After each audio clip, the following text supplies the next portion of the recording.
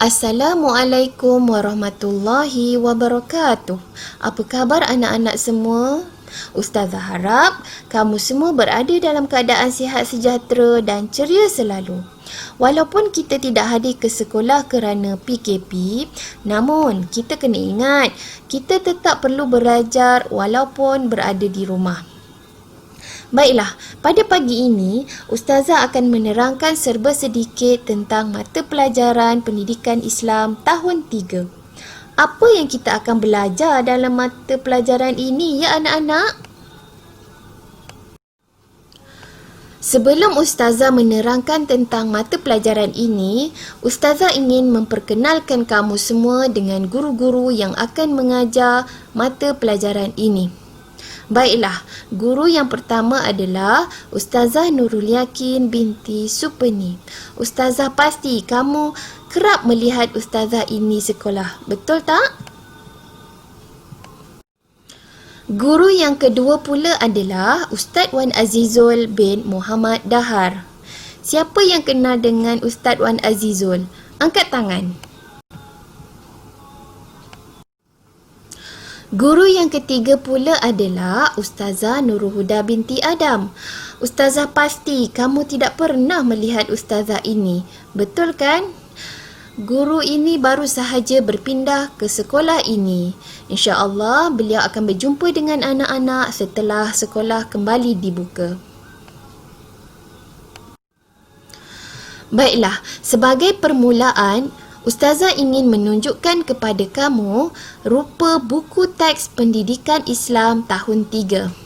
Ya, seperti yang kamu nampak di paparan, beginilah rupa buku teks pendidikan Islam tahun 3. Cantik kan? Kita lihat pula pada isi kandungan buku teks ini.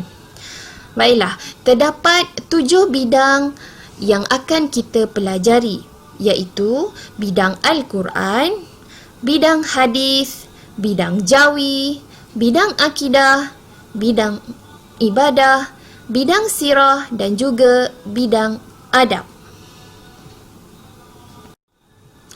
Bidang Al-Quran terbahagi kepada 4, iaitu tilawah, hafazan, kefahaman dan tajwid. Bidang Al-Quran merangkumi surah bacaan iaitu 2 surah, surah Al-Kafirun dan juga surah Al-As. Sementara surah hafazan pula adalah surah Al-Kafirun dan juga surah Al-As. Selain daripada itu, kita juga akan belajar memahami isi kandungan dalam surah Al-Fatihah. Dan unit yang terakhir adalah aplikasi hukum tajwid. Bidang yang kedua pula adalah bidang hadis. Apa itu hadis anak-anak? Kita nantikan sama-sama ya. Bidang yang ketiga pula adalah bidang jawi. Ustazah akan mengajar kamu bagaimana untuk membaca dan menulis tulisan jawi, insya-Allah. Bidang seterusnya adalah bidang akidah. Di dalam bidang akidah, Ustazah akan mengajar kamu 2 nama Allah yang termasuk dalam Asmaul Husna. Anak-anak tahu apa itu Asmaul Husna? Sama-sama kita nantikan. Bidang yang kelima pula adalah bidang ibadah. Bidang ibadah memberikan tumpuan kepada tuntutan untuk memenuhi fardu ain dan fardu kifayah agar dapat diamalkan secara istiqamah dalam kehidupan. Di dalam bidang ibadah, Ustazah akan mengajar kamu cara-cara untuk bersuci daripada hadas. Selain itu, Ustazah juga akan mengajar kamu bagaimana tata cara solat yang sempurna. Bidang seterusnya adalah bidang sirah. Bidang sirah akan mengajar kita mengenali Rasulullah sallallahu alaihi wasallam, ahli keluarga baginda dan keseluruhan hidup baginda.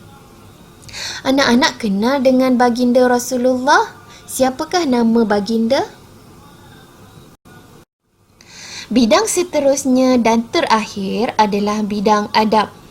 Bidang adab akan mengajar kita tentang adab-adab yang perlu kita amalkan sebagai seorang Muslim. Peruntukan waktu bagi mata pelajaran pendidikan Islam dalam seminggu adalah seperti berikut.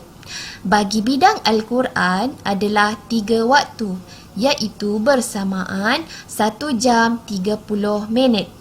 Bagi bidang ulum syariah yang merangkumi ibadah, akidah, sirah dan adab adalah sebanyak 2 waktu dalam seminggu. Ini bersamaan dengan 1 jam. Dan bidang yang terakhir iaitu bidang jawi, masa yang diperuntukkan adalah sebanyak 1 waktu bersamaan 30 minit. Anak-anak, selain daripada buku tulis, Ustazah juga akan menggunakan 2 buku seperti dalam paparan untuk mengajar mata pelajaran ini, iaitu buku aktiviti pendidikan Islam tahun 3 yang berwarna ungu. Sementara buku yang berwarna jingga pula adalah untuk mencatat pencapaian murid berkaitan khatam Al-Quran, jawi, bahasa Arab dan juga bestari solat.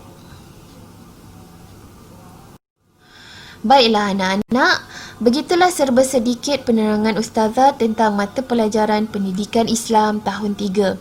Ustazah harap selepas ini anak-anak akan rajin belajar dan mengulang kaji serta membuat tugasan-tugasan yang diberi oleh guru. Ingatlah, kita perlu belajar walau di mana kita berada. Sama-samalah kita menjaga kesihatan diri dan berdoa supaya penyakit COVID ini akan segera pulih, supaya kita akan kembali ke sekolah seperti biasa. Ustazah dahului dengan ucapan salam. Assalamualaikum warahmatullahi wabarakatuh.